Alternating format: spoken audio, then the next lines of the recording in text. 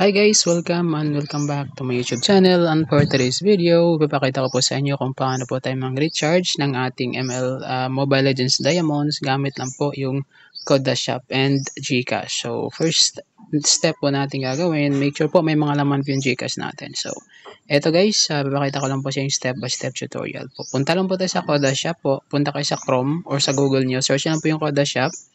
And click na po yung Koda Shop nyo mga boss. Okay? Binookmark ko na kasi yan. So dito guys, pwede kayong gumawa ng account, pwede ring walang account. So ito, as you can see, yan, ano po, may account ako dito. Mag-sign in or sign up. So pili lang natin dito guys yung Mobile Legends Bangbang, since ito yung ano natin. Dito tayo magre-recharge. So ito guys, and ang i-recharge ko po ngayon is worth 250 pesos. Nga pala dito guys, yung ano natin, yung huwag niyong kalimutan. Sa kabila yung ML ID, sa kabila po yung zone ID. So ito, double check lang po, 14728. And then yan, good to go na po yan. So inuna ko nga po pala dito yung 203 or dadating po sa atin is yung 223. So, 223 ml baby diamonds. Ang gandahan dito guys, 190 lang yung madideduct sa GCash natin. So, confirm lang natin guys. Confirm and go to payment. Ayan. Wait lang natin mag-loading yan. And open GCash lang po kayo guys. And mag-automatic yan guys dito sa confirm payment. So, ito, i-pay nyo lang po. Pay 190 pesos. So, ang laking discounts guys, diba? Kasi 200 yun. Tapos 223 diamonds yung darating sa inyo and 190 lang po yung mababayaran nyo. Unlike sa mga airtime balance na medyo malaki yung deductions. So ayan, nag-loading na yan. Since 250 yung ilo-load ko, dagdagan ko pa yun ng 50 pesos. Back to MLBB ulit ako. Ayan. Please make another purchase po ako kasi pangalawang beses ko po siyang i-load. Yung una po is 200 and dito pangalawa po is bali 50 pesos. Same user ID.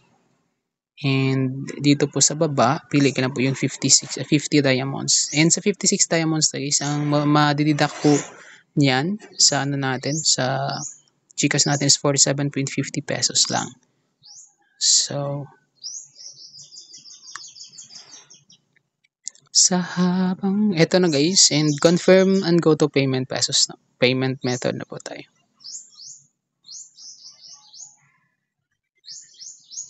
And wait lang din natin na mag-loading yung page and open GCash.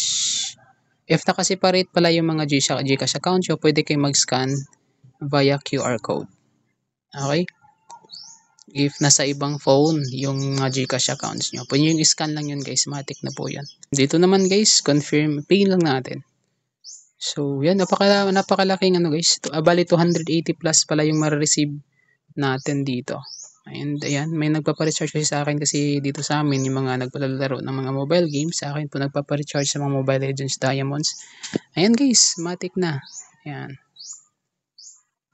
Ayan, successful na po siya. So, ganun lang kadali guys. Nga pala mga boss pag gumagamit nga pala tayo ng Koda Shop mga bossing idol, registered po kayo sa Koda Shop. Yan, may naipon na nga po pala ako dito. Pwede ko po siyang guys i-redeem. Yan, 3 pesos and 78 centavos. At mag-expire po siya. Yung 0.47 yan mag-expire ngayong May 1. Ayan. Pwede po natin yung guys Pwede ipakita ko lang po sa inyo kung paano natin yung gamitin po. Okay? May kasi dito. Yan, dito sa baba. Pwede kayong guys, use rewards. Ayan. Pag mag-use rewards nga pala tayo guys. Ayan. Ang available lang po is yung GCash. Meron tayong Smart. And yan. Yan siya guys. Pwede kayong pwede kayong gamitin yung mga points. Yan, may 3 pesos na po akong naiipon.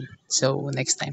So, if case meron kayo natutunan sa tutorial natin for the day, if just lang po mga bossing idol, pa-like, share, and subscribe to my YouTube channel. Goodbye!